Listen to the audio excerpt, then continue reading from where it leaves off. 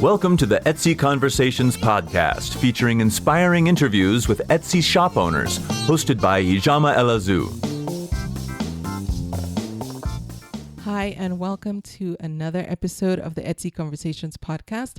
I'm your host, Ijama, and I thank you for joining me for another episode. I am so excited because this week I'm talking with Nicole Mckinley, and she runs the Etsy shop Palm to Pine Design.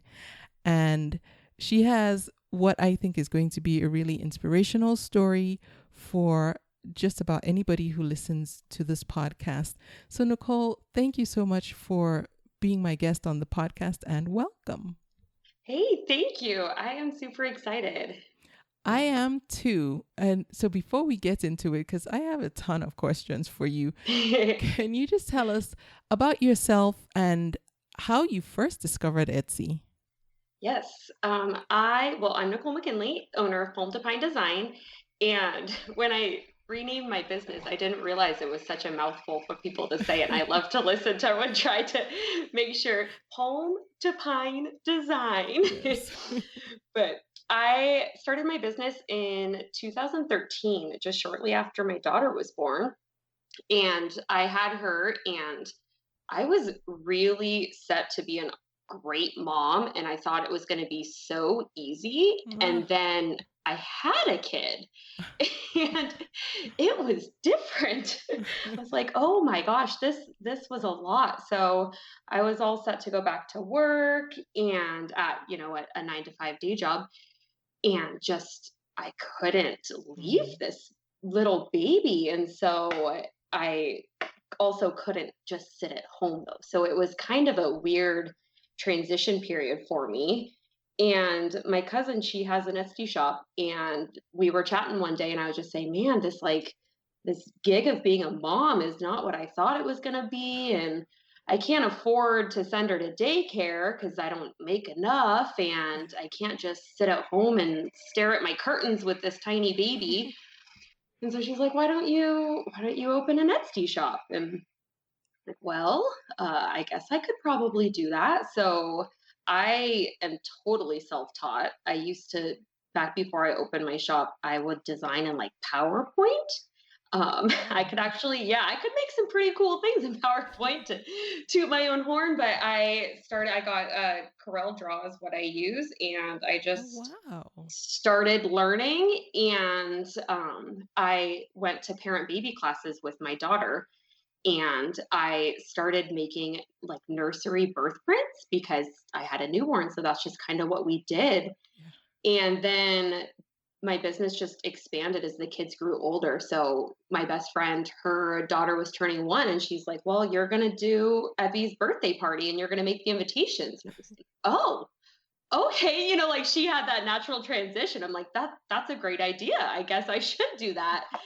And it's really one of those kind of the rest is history. So I've been doing this since 2013. I had my second son in 2016, and I've always kind of just been able to run it during nap time and after bed and all those fringe hours of parenthood. Wow. So from the very beginning, has what you sold always been printables, or have you also offered physical products? Yeah, I do both. So I do a digital item, like if you want to print it yourself or do an Evite or anything like that. So you can get anything as a digital. And I do all the customizing, because that was another thing that was important to me is as a busy mom and planning my daughter's first birthday, like it was so overwhelming. So for me, like I wasn't going to get online and find these cards to customize and have to learn this new program. Like I just wanted it done for me. I'm going to find something cute. I'm going to, say, this is my daughter, it's her birthday. And so that's how I've always ran my shop. So you can do the digital if you want to like email it or text it, or I do the printing, because same thing. I personally don't want to get the JPEG, upload it to, Walgreens, figure out all that technical stuff, go pick them up. So it's like a one-stop shop.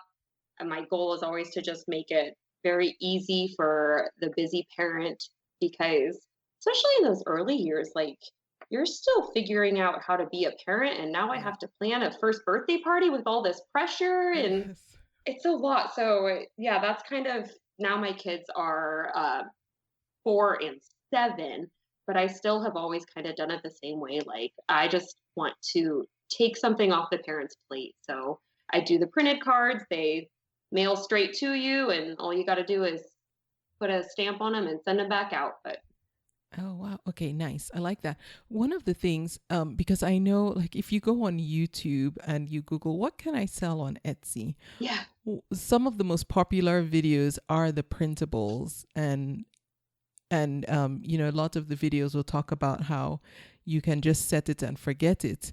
And one of the things you said actually addresses one of the questions that I've always had is, well, when you do print it, like there are some people that might struggle with, and I know it sounds weird, especially after having gone through 2020 and right. all of us just having to get more conversant with technology, Yes. but the thought that yes, there are some people who don't want to deal with having to figure out the file and how to Yeah.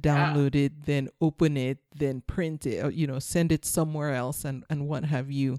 And so I like that you actually offer both. And I think that even though offering the physical product is a bit more work, I would imagine that the profit margins there are better than with just offering digital products. Yeah, it's a little bit of both. Mm.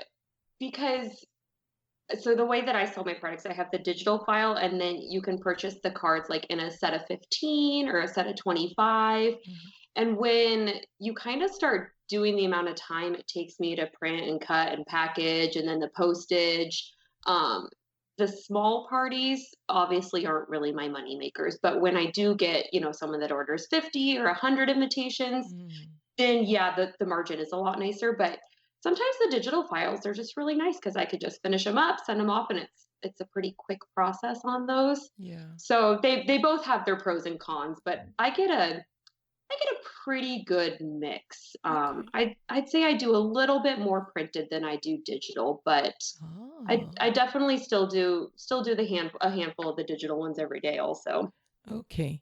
Well, that's kind of good to know because sometimes, I just think, well, especially when I see those videos, I just think, man, does nobody want anything physical anymore? Yeah, I know. I am a fan of the printed card. Like Yes. I love the snail mail. Yeah. I've texted, full disclosure, even if this is my business, I have texted my own children's birthday invites because, like I said, we're busy, and it's just be gentle on yourself. So, Yeah. like, you know what, this is not the year for the printed invite, and I'm still gonna make something cute. I'm just gonna shoot it off by text, Yeah. and my people are still gonna love me. Yes. Okay. Yeah. Now, one thing I do want to mention, you have over 18,000 sales in your store. Yeah. When did things really start taking off for you? And that, just for anyone who wants to go check it out, Nicole's store is Palm to Pine Design. I have to say it slowly because it is a mouthful. It's palm trees. So my name came from my love of palm trees and pine trees. So you can find me Oh. on the beach. I'm super happy. You can find me outside in the mountains with my hair in a Ah. messy bun at a campfire. So those are just, like, if you ask anybody, my favorite things. Like, I just that's it. So palm to pine design was kind of born from my love of the beaches and the mountains. So Oh, see, now it yeah. sounds like it was easy for you to come up with your shop name. I know some people agonize Oh. over the Etsy shop name. I changed my name. Maybe 2 or 3 years ago. Now we're in this time warp of COVID, and I've lost all sense of time. But a couple years ago, I rebranded my shop. I used to be a Twisted Sister Shop, and it was named after my mother-in-law and her sisters. They all went by Twisted Sister, and I Oh. just it exactly like what you said. I agonized over it, and I just never loved it. And so Mm. I actually had a publication, a party featured in Mingle magazine. My girlfriend party, it was her party that was featured, and I did the invitations and paper goods for it. And the thought of seeing, Twisted Sister shop in print, I was like, you guys, I need to rebrand. So I spent a lot of time, but when we finally got it down, I say all my girlfriends helped me with this, all my mom tribe. And when it was a team effort, I'm like, okay, we had some ideas popping around. And when someone said Palm to Pine Design, I'm like, yes, that's it. Yeah. You heard it. And I'm like, that is exactly perfect. I love it. So Yes. I like when things just click like that and you yes, just know. You but it just was know. hard. Yes, yeah. Sometimes it takes a while. Yeah. Okay, so like I said, you have over 18,000 sales in your Etsy shop. When did things really start to take off for you on Etsy? When did you notice that you were gaining traction? So this last year has been wild. I've always said I have the capability to grow my shop. I have a background in advertising, but I really like being a stay-at-home mom, and I really enjoy hanging out with my little dudes. And so I've always said it's not never, it's just not now. So I haven't done a lot of the big things to grow my shop for a while. So I've had a steady growth. That's for sure, but nothing crazy. And then COVID hit, obviously. And for someone that sells birthday invitations, birthdays pretty much stopped last year, as you guys know. Yeah. So I did what most people did, and I spent like 2 weeks organizing my closet. And, my shop was basically nothing. And I did that for a while. And then I was like, wow, okay, this might be here a little longer than this 2 weeks to slow the curve or whatever, they flatten the spread, whatever they called it. So I was like, well, I gotta come up with something. And that's when I started the honk, it's my birthday yard signs. So the banner for the drive-by car parades. Oh, yes. And honestly, I think I was maybe like the second or third person on Etsy to have a design. And it pretty much went viral. You guys, everyone knows how popular all those car parades and everything went last year. Yes. So that I went from basically, I would say maybe averaging 10 to 15 sales a day in like 2019 to 40 to 50 sales a day, upwards of 80. Whoa. So yeah, I learned a lot. I learned how to scale a business overnight, and it was awesome. I mean, it really was. There was so much going on at that time that in a way I didn't have any of the feelings of regret and sacrifice like what I've always felt with my kids. I've always kind of wanted to put my kids first, which works for me. I know that's not for everybody or whatever, but it just happened so quickly and everything was so weird anyways. It was just like woke up and okay, this is what we're doing now. And kids, mom is going to work and I got 2 hours to do banners and then we're going to have a picnic lunch and then I'm going to go back to work. So I got really good at prioritizing my time with them. And it kind of actually worked out to be a little bit of a blessing in disguise the way it happened, because I was so busy, there was no room for mom guilt. So it was like, this is what it is. And when I'm in mom mode, I'm in mom mode. My phone was away because it was just binging all day with orders and messages. And then we did that for a little bit. And I thought, well, you know what? I need to capitalize on this because this isn't sticking around. And I reached out to my mom friends who, once again, the timing worked nice because everybody didn't have a job anymore. We were all at home. And I was like, does anybody have an hour or two to help me, enter some addresses? Because I had to take my things from Etsy to my printers. And he's like, can you guys just help me transfer this? And I had 47 orders today, which was crazy. And luckily I had a girlfriend that was available. And so she did that for the day. And then I woke up the next morning and I had 55 orders. And I'm like, hey, can you work again? Shooting her a text at 9 a.m. and then every day for a year, pretty much. So I basically Wow. brought her on. And then at the peak of it, I brought on 2 other employees. So at one point, I had 3 people working for me Hmm. and me. Just, yeah, it was great, though. I mean, I really enjoyed it. And Well, of course. I mean, you can never get enough of those kachings. right, right. Yeah, it was always such a hard struggle for me, though, because I always said, I always wanted to prioritize being a mom. So Yeah. it was really nice for me to kind of let some of that go, and just say, like, I'm still a good mom and I'm still here spending these time with my kids, but it's okay to also, like, not totally be in kid mode all the time. Yeah. So. So I want to make sure I phrase this the right way because in my head, I hear what I want to ask you. Okay. So, one of the goals that a lot of us who go into business for ourselves aim for is to get certain types of freedoms. Freedom to, use our time during the day the way we want to. Freedom Yeah. to spend more time with our kids. Freedom to homeschool our kids Yeah. around the schedules that we Yeah. want to keep and what have you. And in your situation, you got really busy and your business was doing for you what in my mind I would imagine you wanted it to do so that it could get you to where you wanted to be.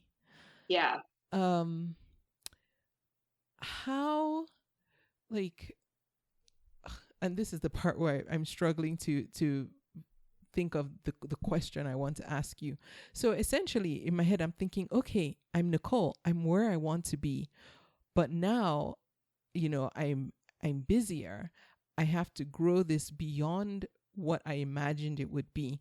How did Hmm. you figure out how to balance and prioritize, still keep your business running? Because, you don't want to go backwards on that. Yeah. But your goal, which you can now accomplish, is now feeling like, okay, it's hard to do the thing I wanted to do from the get-go.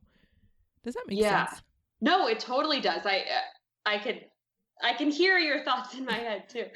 Um, and exactly like what you said, when you have a product that kind of goes viral, I wanted to strike where the iron was hot, and I knew this wasn't gonna. Well, I hoped, that quarantine wasn't gonna be around forever. So I went full out. I mean, Yeah. that exactly that. I hired 3 people, pretty much within a couple weeks time, because as the designer, anything that I could outsource that doesn't take the skill or the craft of creating the banners or the designs, Mm-hmm. I outsourced. So I went full on within, gosh, just a couple weeks. I probably had like almost 100 different designs of banners. Wow. And prior to COVID, I had maybe 15 banners in my shop, but I saw it was working. And exactly like you said, then in my head, I'm like, where do I want to take this and what do I want to Yeah. do? And it was a pivotal point where I decided, because I could have just kept with the 1 or 2 banner designs that were selling well and, filled my orders and went on my merry way. But Yeah. I saw such an opportunity for growth that I decided, like, let's go for it. And my husband and I kind of had a talk, and we said, here's the sacrifices, here's what's going to Mm-hmm. happen, and yeah, the kids are going to be moved to a back burner, and in Temporarily. reality, temporarily. Yes. And she had just started kindergarten. And my son was in preschool. So that year was actually supposed to be the year that we had kind of planned to grow my business, because I was going to have Right. the kids in school. Yeah. And we kind of joked like, well, that didn't work out. You grew your business, but the kids were at home. um, And so a couple things that I did. One, I moved my office out to the kitchen. So my computer was in our main living space. And that way I could be working and still be around my family. Because my office was downstairs. And I know some people, different strokes for different folks. I like being around the people. Like, obviously, every mom kind of wants her alone time as well, but I didn't want to sacrifice that. So a lot of times my computer would just be open. I would be responding to orders, but I still felt there with them. And then, I hired people to do every job that someone else could do that didn't take my skill. So I could focus Yeah. on just doing the designing and doing the customizing, Yes. and really prioritized my skill and outsourced others. And then, my house was a disaster, but that was fine. You can't do it all. And Yeah, so no, it was right. a calculated prioritization. I said, I have this 30-minute window. I would way rather play Monopoly with my kids than do dishes. So, Yes. you know what? Laundry is now a Saturday project. Everyone in our family does it on Saturday. Like, mom doesn't have time to do the loads of laundry here and Right. there. And my husband picked up a lot of the household duties. I've been very blessed to have a very helpful, involved husband all along, but Nice. he took on a lot more during that time. And I don't, honestly, looking back, I don't feel like I sacrificed time with my kids or, any of those memories. I just got good at prioritizing and realizing where my time was best spent and what was going to make me money, Yeah. instead of just working my butt off. Yeah. I like your story in that I feel that it will be encouraging for other moms who struggle with that and Yeah. struggle with getting too successful Yeah. at the expense of spending time with their kids. But then, there's the flip side to focusing 100% on the kids and putting everything else on the back burners. And you've probably thought about this or heard other moms talk about this, how one day, they're gone and you're like, okay, wait, Yeah. where Right. is the me in all of this, My like ultimate fear. Yes, exactly. So I like that your perspective was different in that, it was well balanced, that okay, Yeah. this is what I wanted from my business, and it's a sacrifice I have to make temporarily with the kids. I mean they're alive and we're Yeah. still taking great care of them, Yeah. but these things just have to happen. Yeah. Mom's not folding your laundry anymore, dudes. Yeah. Get on the board. And Yes. I like it's the culture of mom hustle. Mm-hmm. Um, it's loud. Mm-hmm. It's grow your empire, build your brand, be a mom. And sometimes I just have to remind myself, like, stay in my own lane. Yeah. I'm certainly not criticizing or judging any moms that are building their empire by any means, but I just have to remind myself, like, my empire looks a little different, Yeah. and that's okay. Yes. Which, obviously I still have moments where, but it's a constant reminder that my path is different, and that is fine. And I know there's other moms out there doing the same thing. We just don't hear about it as much because Yeah. we hear about building the empire and hustle, hustle, hustle, Right. and Right.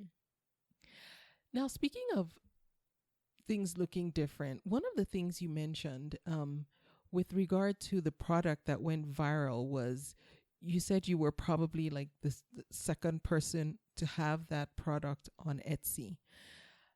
And I'm wondering, when you were doing your research, because I'm sure you did some research into what you were going to sell, did you have any reservations about putting something on the market that didn't exist, and maybe wondering if it was even something that anyone wanted? Or if not, how did you know that that was actually a true gap in the market that needed to be filled? Yeah. Well, that's one of the things that I love about Etsy is that it really doesn't cost you anything to test something new. Mm. It is, especially if you're a homemade product or where you're doing it yourself and you're not having to order in these bulk minimums. Like my theory has always been like throw it out there and give it a try because all it does is cost me 20 cents for a listing. Yeah. So I actually just listed a couple designs of new sweatshirts. So we haven't talked about this yet, but after the quarantine banners, I started the Black Lives Matter and social justice yard signs, and those also became wildly popular. And so I Wow. took some of those designs and I just put them on sweatshirts and I found a place that prints on demand, so it's not costing me anything. It just costed Yes. me some time to develop a design and we'll see how it goes. Yeah. It could not sell any and okay, well, a couple hours of my time lost, or Yeah. it could same thing turn into a great revenue stream. Yeah. I'm so glad you brought that up actually for different reasons. One is, well, firstly, the social justice, just because of the time we're living in right now and just how important I think it is for people to be aware of what's going on. Yeah. And just an awareness is even just enough for me. I'm not, saying anybody needs to do anything that makes them feel uncomfortable or what have you, but just being aware helps to Yeah. start. But then also you mentioned print on demand, which for anyone who is not familiar with print on demand, can you explain what that is? Yeah. So print on demand is basically you are outsourcing your printing. So if you can print on demand for a coffee mug or a t-shirt or a mouse pad, so you're doing the graphic design and the development, and then you're sending it to another company. And depending on the type of company, I don't know a ton of different ones, but for the most part, I think most of them also they drop ship. So they will send the order to your customer. So I'm making a design that says happy birthday Parker. I'm sending it to my printer. My printer is printing the banner and they're shipping it to my customer. So the print on demand, they're doing the fulfillment of the products. Yes. And the nice thing about the print on demand is if you find a good place that does it. Like I said, it's not doesn't cost you anything to try something new. So Yeah. I could put a design on a coffee mug and it doesn't cost me a penny, but when I sell it, then I pay the printing company and they fulfill it, but you're not Yeah. having to keep the inventory in the stock, which is huge that there's no risk involved in it. Yeah. So this was not planned. And the Yeah. reason I asked you to explain it is because I'm actually in the middle of, and I haven't released it yet, doing a case study, Hmm. starting a print on demand Etsy shop. And everything you said is just every single thing about why I think print on demand is such a good place to start for a new Yeah. beginner who, if you don't have a big, huge budget, but you have some skills, why I think it really can work for some people, maybe not everyone, but for some people. And so when you said print on demand, I'm like, oh my goodness, it's like she knows what's going on in Yeah. my head. It's hard, like I mean, I can't even tell you the amount of hours that I've spent trying to find the right companies that fill my needs. So that has been a Yes. bit of a challenge. And I do love Etsy, but their fees are getting higher and the Mhm. advertising that you're paying, and I'm finding it difficult for some products to be able to have Mhm. any type of profit margin there. So I've spent a lot of time researching, trying to find places that can print that I still can have a little bit of a markup. Yeah. Um, and I know that, some places you'll find a cheaper price, but a long turnaround. And I don't personally want to wait 3 weeks for my new sweatshirt. So Yes. that's definitely a learning curve. So I'm not a pro in that field by any means, but I'd like to be. Yeah. Yes, no, I hear you. And we can talk more about this offline. Yeah. And for anyone who is interested, if you really want, more details about print on demand in depth, send me an email or let me know on Instagram, and I'll try and move faster on the case study I'm Yeah. doing. I'm kind of taking my time because, as Nicole said, it's really hard to find good partners to work with where everything balances, production Yes. time and quality and customer service and Yes. all of that. And so there are some pitfalls to it. And so just finding the right balance of everybody to work with, on top of you doing what you need to do on your side, does take some patience. I think Yes, yes, patience is the word. patience and research. Yeah. Patience and research, yes. And you have to know your numbers. Like, Yeah. I think some people are guilty of that, not figuring out exactly how much Etsy is taking and exactly how much your credit card fees are, so that Mm-hmm. you're actually making money in the end of the day, and Yeah. paying yourself a little bit. I always say, like, my time is free, but it's not. Yeah.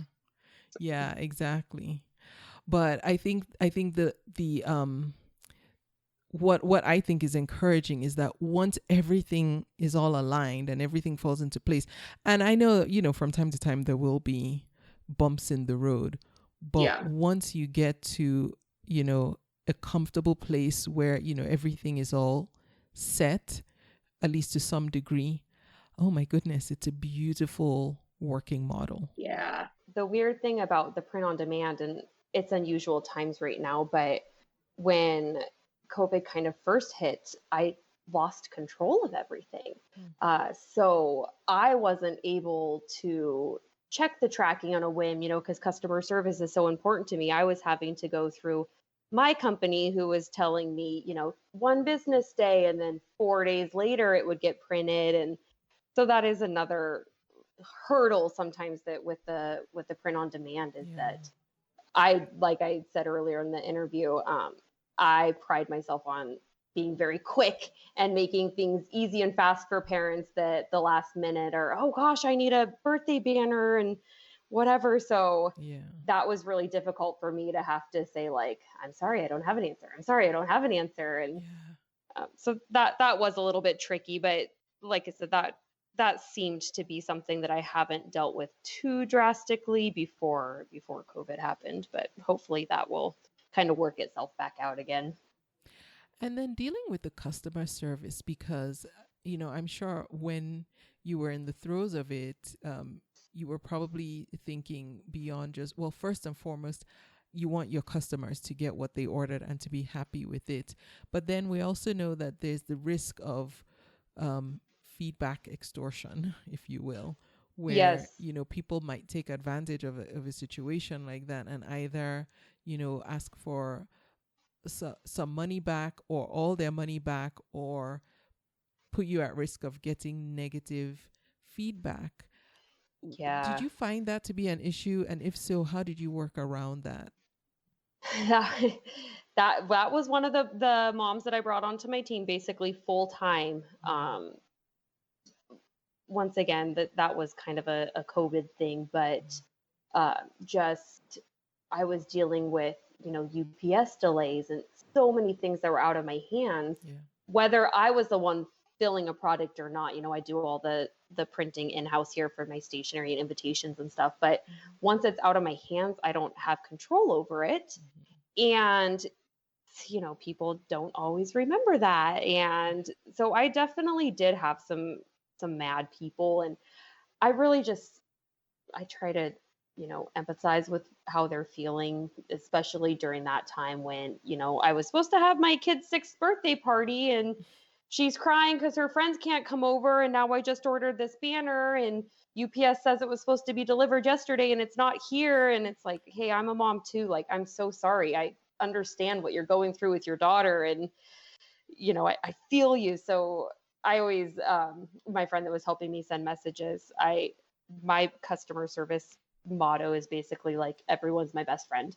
And that's how I feel. Like you trusted me with your kid's birthday banner, and I am treating you like my best friend the exact same way I would. And hey, I'm going to be as honest and upfront as I can. And believe me, I am literally working as hard as I can and as fast as I can to figure out what's going on here. And, sometimes though, we just have to there's only so much we can do. And it's hard, sometimes when you blame the small business owner and it's like, well, it wasn't really their fault. So I try and remember that when I'm dealing with people on Etsy too.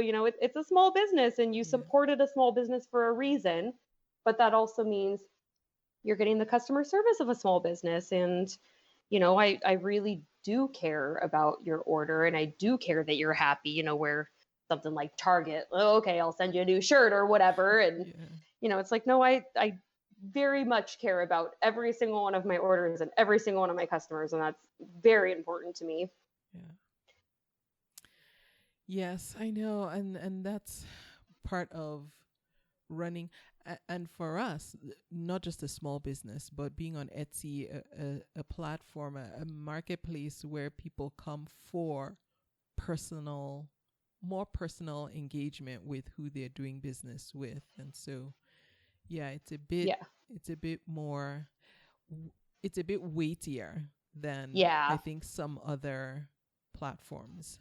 Yeah. I mean, I definitely had a handful of 1-star reviews during this time, which, I mean, in the 7 years I've been doing this, I think I've maybe had 2 1-star reviews. I like I said, I'm very passionate about customer service. I really do think that's important.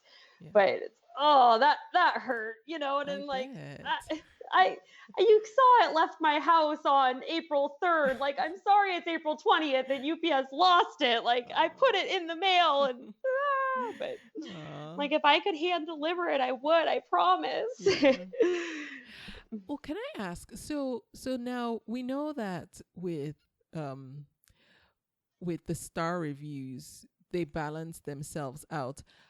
About how long or how soon would you say it took for the positive reviews to make up for the handful of 1 stars? I don't know if Etsy's always been like this. I think that they have changed their review system in the last couple years, where now it's on an algorithm. Mm-hmm. So my 1-star review from 2014 will pop up every now and then. I'm like, what? Really? I have 5,000 5-star reviews, but you're going to show this one? Mm-hmm. So I feel like they still haunt me a little bit. Mm-hmm. But I mean, on a typical day, I definitely get a handful of 5-star reviews. I mean, Okay. And you know what I just thought of, and I don't know if you've noticed that Etsy does this now. If you go to an individual product listing. Yes. Yeah. So they'll show the reviews. Shows reviews for that product. Yeah. Yes. Which is helpful with customers when they upload photos. I ask my people, when I send the thank you message and stuff, I say, because I do love seeing the banners. I'm like, yeah, if you want to upload it to a review, it makes a very big difference. And I know the work it takes, but I really do love seeing them if you want to add it. But those have been really nice, because before COVID, I did mainly birthday invitations. So I'd never really got reviews with photos, because they have, your address and your email and stuff. So I didn't have very many reviews that had photos. So that was new for me to get, is a lot of the social justice yard signs as well, which is amazing, because I'm like, put those reviews up, man, get that word spread and get these signs and everyone's front porch. But it has been nice to be able to get reviews with photos. I think that they've been very crucial to helping the popularity of the signs and the banners during this time. Oh, absolutely. And I know that when I am looking at things to buy, if people post pictures in the reviews, I always go and I will look at the pictures that people have posted, because I get definitely a less mocked up view. I get a more realistic view of what other people are doing with them and how it looks in the real, their real environment.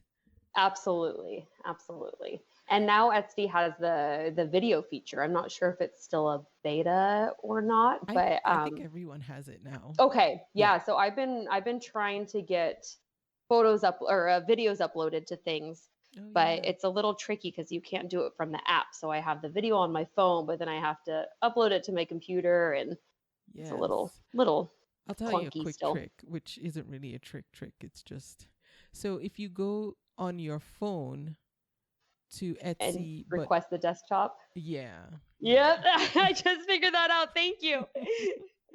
yeah, Yes. it's kind of cumbersome, and for the life of me, I'm like, why wouldn't you put it in the app?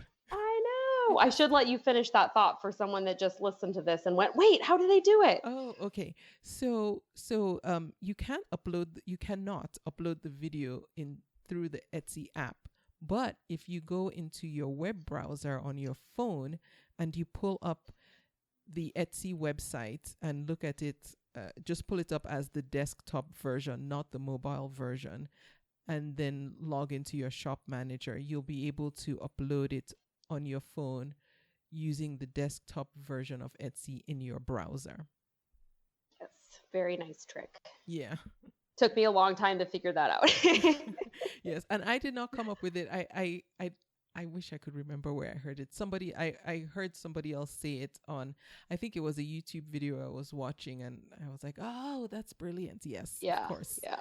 That makes perfect sense.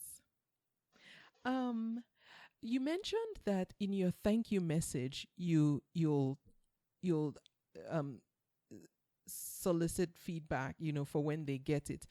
Do you use the Etsy conversation snippets with templates so that it's just easy for you to go in and send those out, or do you automate that somehow, since we do get access to people's emails? Oh, no, those snippets are life-saving. I love that feature. So I definitely use the snippets, and I personalize them a lot. I'll add something here or there and whatever, but the snippets were very big time saver for me. So yes, I have like the little, the thank you snippet, and at the bottom it does say, I hate to ask because I hate leaving reviews. I know how you feel, but they're golden, and I would really appreciate, the extra couple minutes and supporting my small business, because that's what you're doing. So that's I just, for the first time with this case study I'm doing for the print on demand store, I went in and created some snippets, conversations, and customized some of the ones that were already in there as well. Just because with print on demand, like you mentioned, the product is coming from a production partner. So you lose some control over certain things, like, how soon it's going to get shipped out and all whatnot. And even though we can communicate that to our customers, I think we can't over communicate that. And so, because of that, I just felt the need to over communicate a bit, like touch base with my customers multiple times between when they purchase and when they get it, so that they're not panicking, and so that when they do get it, they're more likely to leave feedback, because along the way I've been touching base and, holding their hands and, hopefully staying top of mind. I completely agree with you on that. I think that's so important. I think that's a good use of our time. Yeah.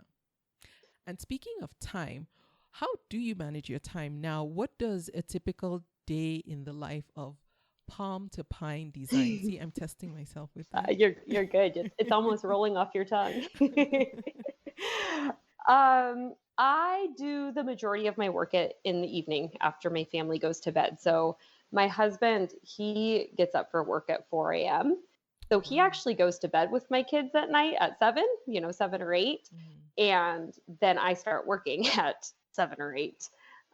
So I usually work from like 7 till 10 p.m. at night. And then during the day, I do a lot of messages from my phone. If I hear them come in, I grab them, or if I'm trying to pay attention to the kids, I hide my phone and then I say, okay, mommy's got 15 minutes of messages. And we use a lot of timers in our house. For me, a lot also too, because I'll say like, okay, mommy's going to return messages for 15 minutes. And then, 2 hours later, I'm like designing banners. So for me, that's worked really well. Also, the fact that I'm like, nope, I have 15 minutes and then I need to go, do whatever it was I promised with the kids. And then everybody knows. And so during the day, on a typical day, I'll maybe work for like an hour, just here and there, I'll at my computers, designing. So I'll do, 20 minutes after lunch or 30 minutes before the bus stop or whatever. And then I do my big chunk in the evening. But typically I'm responding to messages for a majority of the day. I do a lot of that from my phone. Okay. And would you say one of the things that we talked about, well, not in depth, but when we first started communicating about having this conversation last year, when you hit 6 figures in your Etsy shop, what point did you know that the shop had become truly profitable, or had it happened even before that? I mean, I've been profitable since the day I opened my shop. That's kind of one nice thing about, thank you. The, paper printer, paper cutters, envelopes, I don't have a whole lot of startup cost in this. So when I very first started my shop, I mean, I literally had like a $20 Staples paper cutter, a computer I already had from college, and then I bought a nice printer. And we actually, my family's business, they own a building company, and so they have tenants, and one of the tenants had commercial printing, and he gifted me like 3 reams of really nice cardstock. And back then, I was like rolling in deep. Now I like go through 3 reams every other day, but it wasn't much to get started, which was nice too. Like I talked about the not having the risk in the business. So, I had a couple $100 worth of some printers and some ink, and I gave it a go. And I was very not committed when I opened my shop. I mean, I put some time and energy into it, obviously, and I advertised it like through my parent baby. A lot of my first 20 sales were all people that I knew, basically. And hey, mom, will you buy this and give me a review so that my shop has like a sale under my belt type thing? But the cost wasn't very high. And then as I started getting into the birthday invitations, I just bought nicer printers and more paper, and I get my paper from a local company, and I've price shopped that out many times, and they still are very competitive. So that's been nice. And then, a lot of the other stuff I kind of outsource. So my banners are printed by a third party company. So I don't have cost in that. I'm not stocking vinyl or, some big fancy printing machine. But. Okay. Yeah, I like that. Regarding your products, where does the inspiration for your designs come from? And do you just think them all up, or do you use keyword research tools to see what's trending, or where there are gaps in the market, or do you spend time looking at what other people in your space are doing? Oh, that's a fun question. So I actually reflected on this the other day. I think I have like about 400 listings in my shop. So my mom friends that I've spoke of a couple of times, I met them in a parent baby class when my youngest was a baby. And we were grouped in 3-month batches. So out of the girls that I became close with, all of our kids were born within 3 months of each other. So basically their first year, I had 12 birthday party themes because I did all of their kids' first birthday invites. So I had, the pink and gold sparkle for one of the little girls. I had the construction theme for one of the little boys. And then when they turned 2, then I had a rodeo birthday. And so a lot of my shop has literally developed from my own children and my amazing friends and their kids. So we've got, one of them has an older son, and I always joke that I thank Lincoln for being into Minecraft, because then I have the older boy cards designed, and as the rest of our kids were like little and we're doing tutus and stuff, I had some like cool older boy themes. So it's really, a lot of it has just grown from my own personal friends. And then now though, I'd say I don't really do market research per se, but I have such a long list of things that I would love to get designed.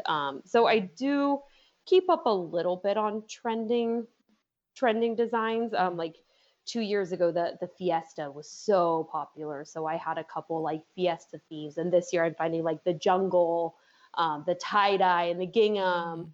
Those are really popular. So I do try and design a little bit of that, but a big majority of my shop is literally just my friends and their babies. And so if you have a kid that's like 7 or younger, I've got a theme for you, because I've got a dozen test market kids and all their themes. And but yeah, no, as kind of the shop has progressed as well, I've had people that have been customers for the last 5 years. So I've done all their kids' birthday parties, and then getting into like last year I did my cousin's graduated high school. So I got a whole bunch of graduation announcements, and I got a bunch of graduation banners. And so it's really just grown based on our friends and our family and where we're at, and bridal showers and baby showers as everyone's getting married. And so, yeah, I kind of just design for everybody. And I think that's one of the best ways that I've heard from other sellers too of coming up with products, is being open to take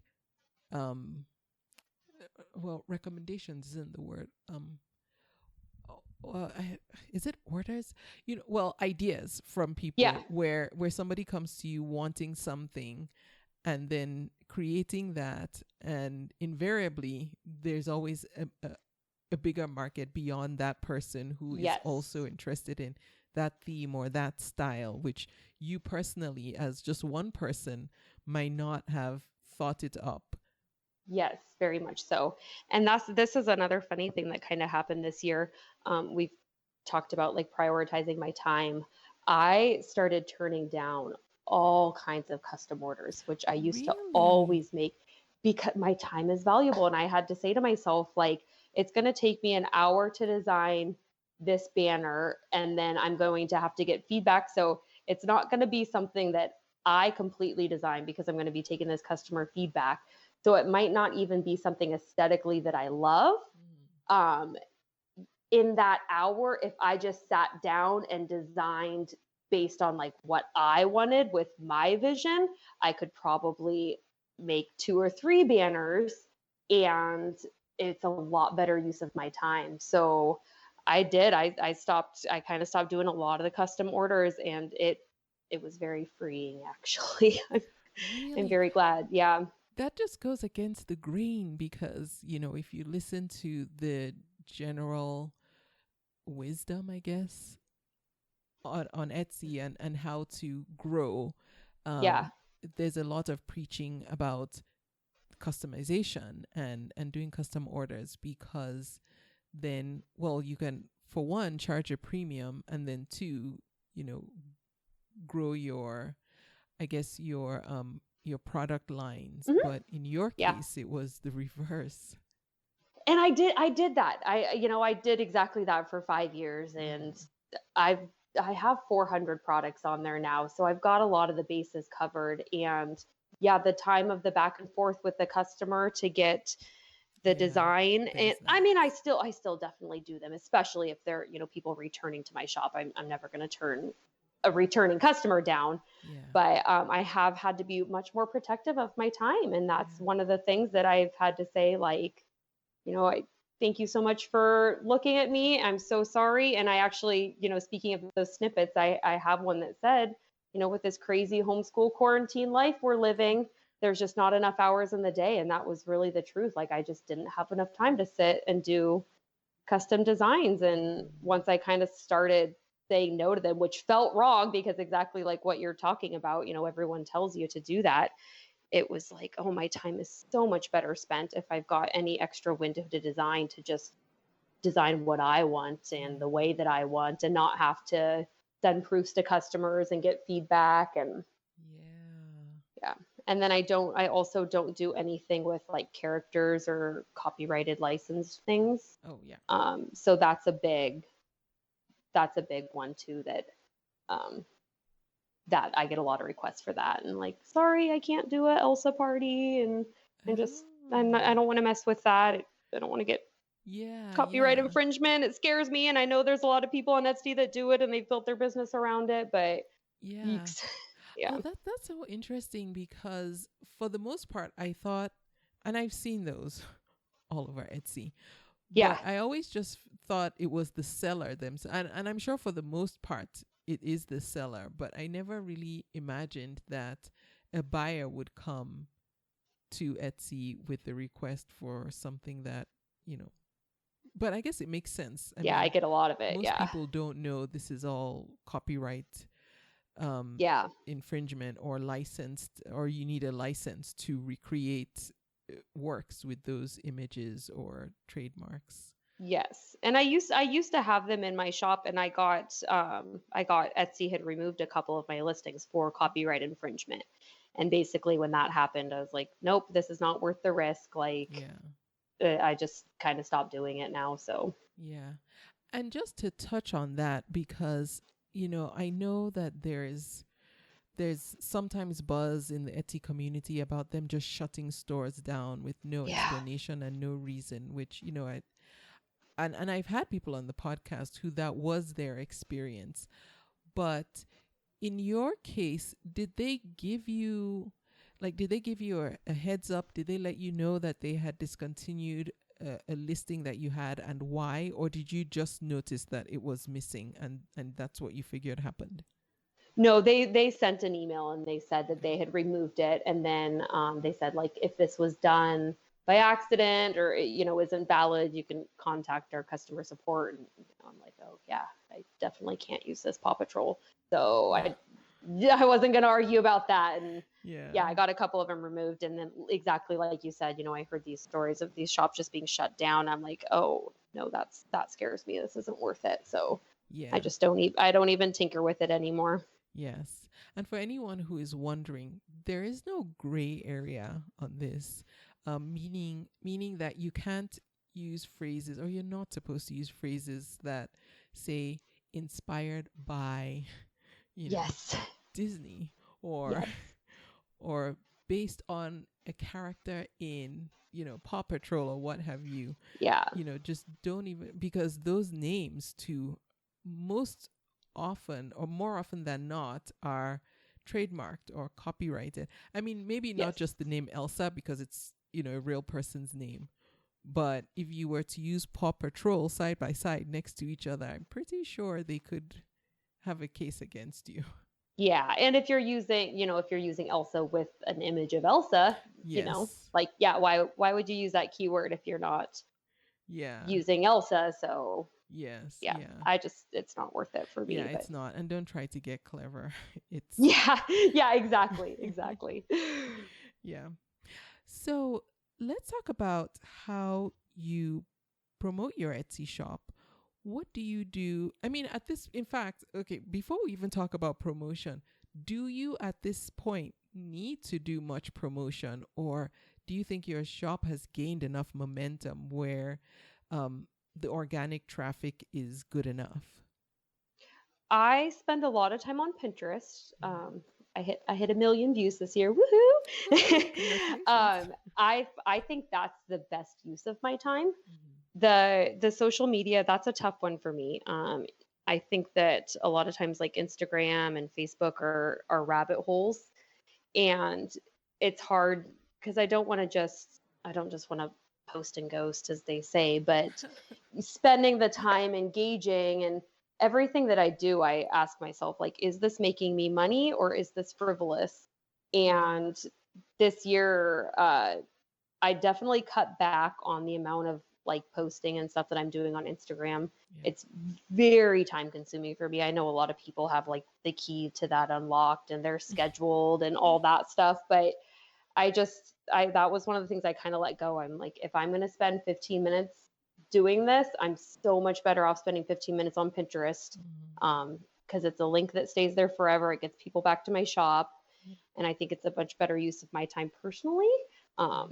I have a small Instagram account. So for some people, that obviously might not be the case at all, especially there's plenty of people that run very successful stores like from their Instagram. That's just not me. And the amount of time it would take to grow it just doesn't add up for me. And then this year I dabbled in the Etsy ads. So I'm running like $50 a day in ads on Etsy, and that has turned out to be a nice return on investment on that as well. Oh, good.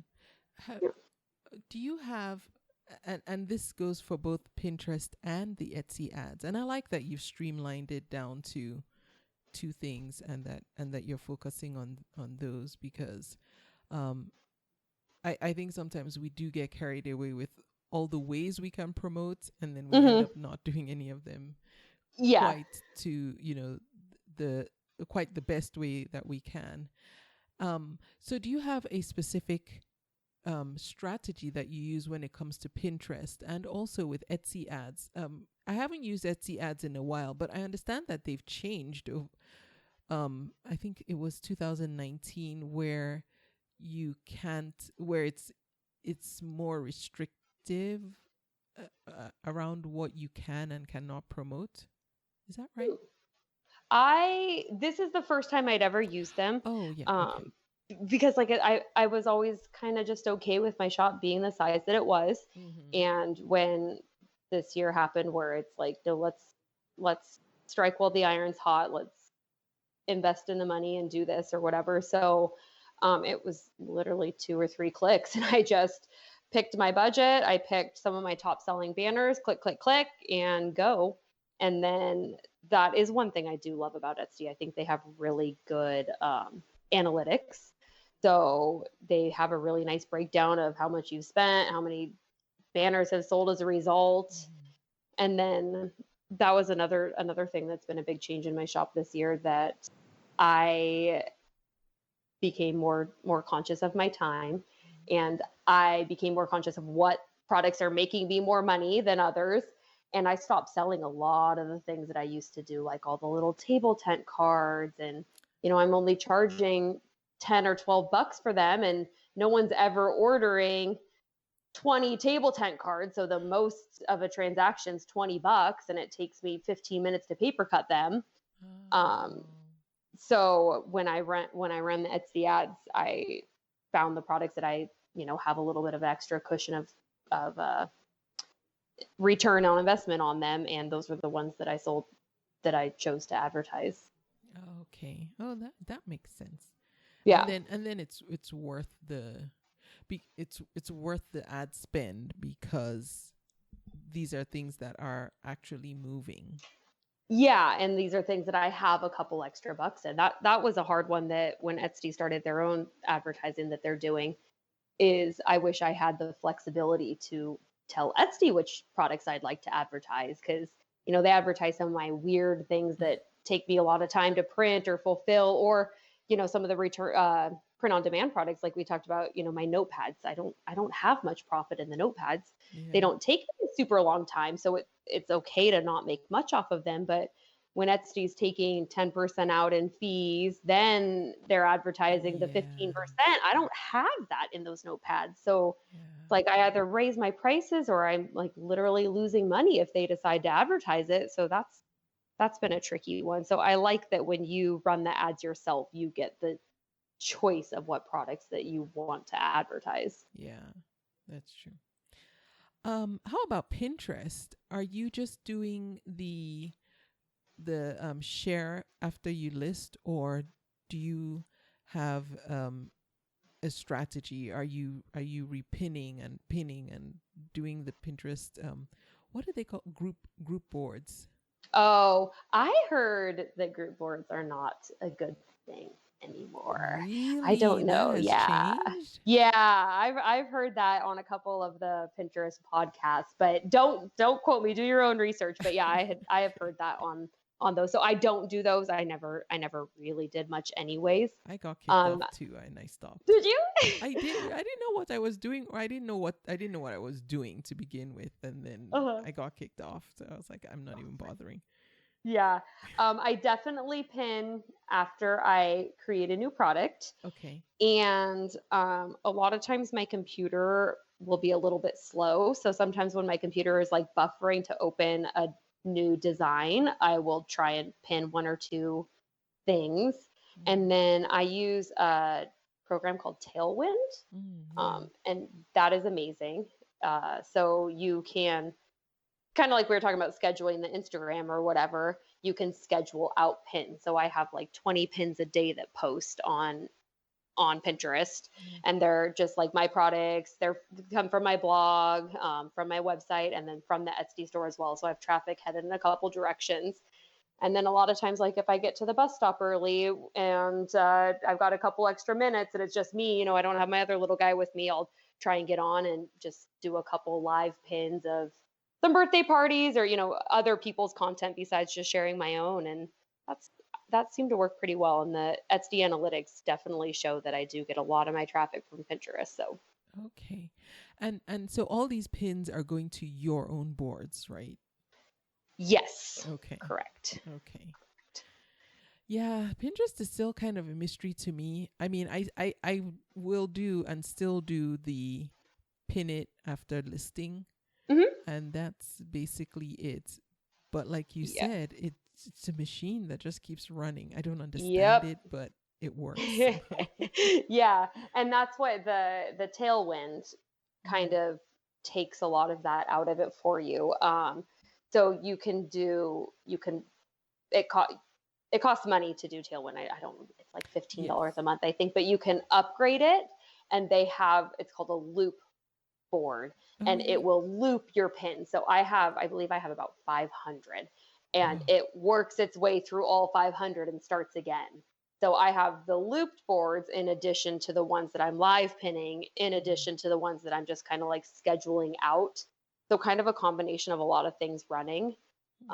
But that I think that's such a better investment of my time than a lot of the other avenues. So one of the things I've never really fully understood about Tailwind's looping thing, which I'm aware of it, but I just never, I'm not sure I fully understand. So does it keep repinning your pins to the same boards over and over and over again? Yes and no. It does have like a fail safe in there because it knows Pinterest doesn't like you to pin the same thing on the same board again and again. So it does have settings where it won't pin to the same board, the same image, like within 27 days or whatever the magic number is. So it does have something in there that protects you so that you don't get shut down by Pinterest. Like you said, so they'll kick you off. So it has something in there that does that. And then I have, so for my boards, I have specific boards. So I have a cowgirl birthday party, and then I have a girl birthday party theme. Then I have summer birthday parties, then just birthday parties in general. So a lot of times I'll pin the same image to multiple boards. Oh, right. Yeah. So then it will spread out amongst those boards on the different days. And it kind of, just magically posts at the right places at the right times. I don't know how it does it. Got it. But yeah. And the looping feature is part of the premium package of Tailwind. It's not in the basic package, right? I believe so. I think maybe that you have a like 25 loops with the basic package. I think you get a little bit because they want to hook you in on them. And then that's what I started with. And as I realized, like, this is working and this is a good use of my time, I upgraded to 100 loops, and then I upgraded to 250, and now I'm at 500, and I should probably bump it up again. Oh, Now wow. that I've kind of like learned some of the tips and tricks, Yeah. excuse me. Okay. All right. And then you also mentioned that you have a website. And for anyone who wants to check out Nicole's website, it's palm2pinedesign.com. And I will have a link directly to her website. So if you're on my website, you can easily jump over to check out her website. What function does your website primarily serve for you? My website is my hopeful transition to my own shop. I love Etsy and I love what it's done for me. And I would like to not have all my eggs in the Etsy basket. Yeah. Exactly like you said, I have this fear that they're just going to like shut me down or they'll raise their prices. And so I have been working. That was actually my 2020 goal, was to get my own like Shopify and get that up and running. And then obviously the Lord had other plans for that. So that's still on the back burner for that. But so my website just right now, it is home to my blog, which is fun. So all my like kids' birthday parties are on there, and I get a lot of traffic from that. I love doing the party thing. And then I have a Shopify, but it's not like set up right. So if you get to my website, you can like read about me and stuff, which I think is important as a small business owner. I want to be able to connect with you. Yeah. And then if you click shop, you'll get like the shop link will take you to Etsy. And then I have another link that is called fundraising. I do a lot of fundraising for like schools, like my son's co-op. I did a stationery fundraiser for them for Christmas. I've done it for my niece, my best friend, their kids. So I donate back a percentage of my sales of the stationery. And so I started the Shopify for that. And then I just like linked all my products, but it's not in there the right way. And I need 100 more hours in the day to get there and fix it or hire someone. And yeah, I know. Don't we all? Yes, that's kind of a back burner project that kind of needs to make its way forward coming up here pretty quickly because it's kind of jarbled right now. Yeah. And it's so easy to start one project and then Oh, everything else just falls off to the yes. wayside. Yes, Okay. absolutely. The ever-growing to-do list, right? I know. You would think, like when you first start, running your business, you're like, okay, when I get to a certain stage, then Yeah. I'm going to be able to, kick back and relax. And Yes. then you get there and you realize, oh, wait, there's just more work to do. Yes, and there's always something, right? So it's this year that, like I said, that was one of the things that I wanted to do last year was to get my Shopify up and going. And I had planned to actually hire someone to do it. And then we ended up moving. And so it was like, okay, well, I don't know if I want to make that investment. I need to see where the cash flow's at. And then it's just, okay, now it's tax season. All right, I want to get my taxes settled. I want to know how much we owe there. Then I'll hire someone. And it's like, all right, come on, Nicole. So, It doesn't end. yes. So what things would you say? Well, actually, no, I have two separate questions. The first one is, what things would you say are working really well for you now in your business and you're just happy with the way they are? Ooh, that's a good question too. I feel like I'm in another transition period right now. So I still have one of my girlfriends working for me right now, and she saves my life daily. But I'm kind of back to an in-between point where I need to re-hone in and start outsourcing some of the busy work that I'm finding myself doing again. So like finding another assistant that's a magical unicorn, I think would be very helpful again for me right now so that I can get, drilled back down and focusing on the important things. So right now I almost want to say like nothing because I do feel like I'm right in between of having the steady amount of work to justify another assistant, which it's kind of one of those double-edged swords because I need, more time to design to hire someone to do that portion, but I can't hire someone to do that portion if I don't have enough orders coming in to justify having a person. So I'm a little bit in between there. In a perfect world, I would totally love an assistant that would come here and would help filling orders. Like, I print all my cards, I package all my cards. So I would love to have someone that would come here just in the evenings, a couple days a week, and paper cut and do that song and dance, so that I can free up a little bit more of my time to get back to the part that I like, which we'll see how that goes. But that's a tricky one. It's kind of hard to have someone in your office space in your house with COVID. So we'll figure that one out. That. Yeah. So now, Nicole, you've been at this now 7 years. What advice do you have for other sellers who are kind of not fresh, new, brand new sellers, but they've been on the platform for some time? What advice or keys to finding success in their own lanes can you share with them? I think a big thing that worked so well for me this year was just trying to saturate the market with extra listings. So I worked really hard this year to design and get a lot more products listed. And I think just having more products out there, more opportunity for sales. So I think a good goal, if you're a maker or, in the graphic design or whatever you're doing, is to, try and list like 10 new products a week, or, whatever is a reasonable amount for you, but not being stuck in the rut where you're just like filling the orders, but actually doing something new and coming up with new things. I think that definitely accounted for the scaling of my business this year. Okay, thank you. That really helps. And you're right, because as you were saying that, I was thinking, yes, I found that I sometimes will get bogged down with the administrative things, and and that's when I just want to say, okay, I'm just done.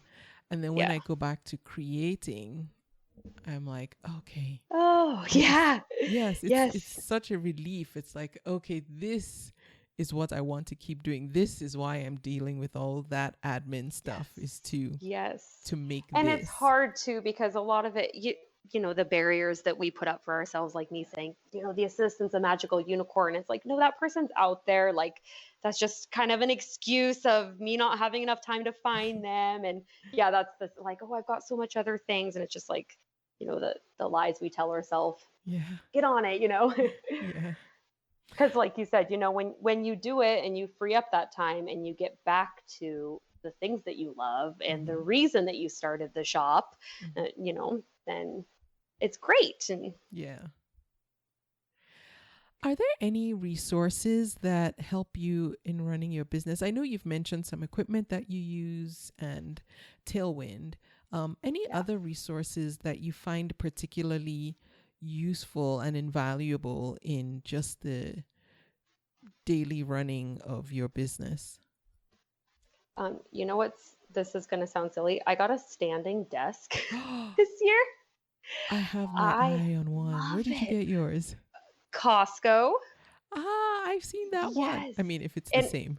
I'm sure it is, a little glass top. Okay, I got two things and they totally contradict each other. I got a standing desk and I got a massage chair. Like a little $80 thing from Amazon that goes over my chair. And I swear to you, it has increased my productivity. Because like I said, I work in the evening, so I'm tired. I parent all day and it's 7:30, 8 o'clock by the time I sit down at my computer. And so now I sit down, I get my 15-minute massage from my massage chair. And then as I'm feeling a little that's when I notice that I'm like, oh, I'm refreshing my Facebook or I'm checking my email instead of working. Then I stand my desk up and I get up, and I think those are huge. I really think that they've kind of given me a little bit of life back into the tediousness of this, because I've been, kind of since quarantine started, I pretty much haven't taken a day off because the orders are still there. And I'm like, I feel like I just got to work and take advantage of it while I can. So I don't want to go on vacation. And yes. Yeah. Yeah. I know, I hear you, and it makes sense, because things will change again and Yes. go back to a new type of normal, and what that will look like Yes. for you can't predict. So definitely carpe diem. Right? Yes. Yep. And I've been burning the candle at both ends, carpe diem, and for the last year. Like that. Yeah. Do you have an Etsy shop that you want to mention? I know you mentioned, I think it was your friend or your sister-in-law, somebody who has one, but any other Etsy shops that you want to just shout out? Ooh.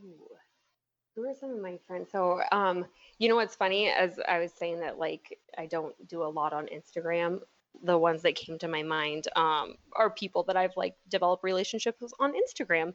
One of the gals I met early on Etsy, her name's Lauren. Her shop is Oh How Charming, and she's a balloon garland gal. She's amazing. She lives Whoa. in Florida. She's a military wife. I've connected with her over the last couple years, so she's been fun. I like her. I have a new local mom friend here. Her name's Laurel Macy, and she does like earrings and purses. She's an amazing fun shop. Is she just on Instagram, or she has an Etsy shop too? Both of them have Etsy as well, but I was thinking on Instagram first. But yeah, both of them I think have Etsy as well. Okay. So Lauren is Oh How Charming. Yes, Lauren is Oh How Charming, and then Laurel, Mhm. confusing, is Laurel Macy. And that's Macy.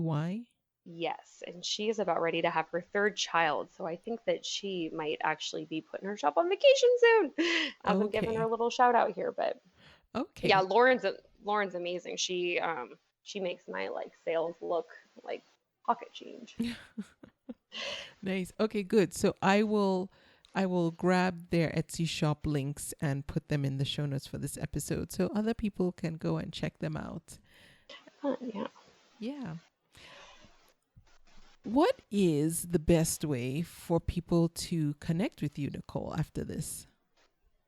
So I am still on Instagram, even though I'm not as much on it as other people. But Yeah. my handle for everything is Palm to Pine Design. So my Etsy shop, Etsy/shop/Palm to Pine Design, or Palm to Pine Design on Instagram and Facebook. Are the Okay. two I'm on, but I'm not cool. I'm not on like TikTok or Clubhouse or any of that stuff. Sorry. You crack me up because that's a whole different conversation. Right Oh there. yeah, that's a whole different beast. Yes. So I will link to everywhere that you can connect with Nicole. Again, her Etsy shop is Palm to Pine Design. You can also find her website at palmtopinedesign.com, where you can read her blog. And I will have links to her on social media, so you can also reach out and connect with her. I know a number of listeners who like to connect on Instagram too. So Yeah. that's another way that they can connect with you.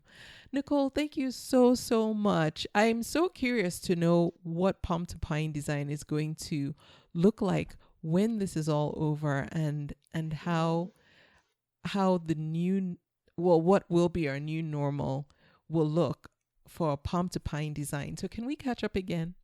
Oh yes, I would love that. Okay, great. Thank Yeah. you so much for doing this. Thank you for being my guest. I've really enjoyed chatting with you and learning more about what you've done on Etsy. Congratulations so much on what started out as, what I think, was just a way to maintain your sanity with your Yes. little ones, and now has become its own behemoth in a good way. Absolutely. Yes. Navigating new motherhood, right? Yeah.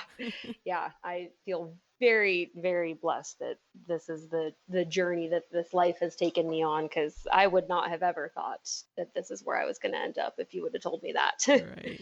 Isn't it nice that we can't plan such things? Yeah. Yeah. And exactly like you said, I don't know what it's going to look like in a year. Yeah. I know a lot of entrepreneurs, have their big goals and all the places they want to be, and I'm like, yeah, I'm kind of along for the ride, and let's see. And Yeah. Well, we will find out Yeah. in the future exactly what that ride looked like for you. And I, for one, am looking forward to that. Thank you so much. I appreciate it. You are welcome. And I thank you for listening to this episode of the podcast. If you would like to connect with me, you can go to convome.com and I have a contact page on there. If you would like to be my guest on the podcast, please fill out the Be My Guest form as well. It's painless. Nicole, it's painless, right? Oh, it was so easy. And you responded so quick. You had the little message that you were busy. So I was not expecting a reply for a long time. And I was like, yay, thank you. Very easy. You're welcome.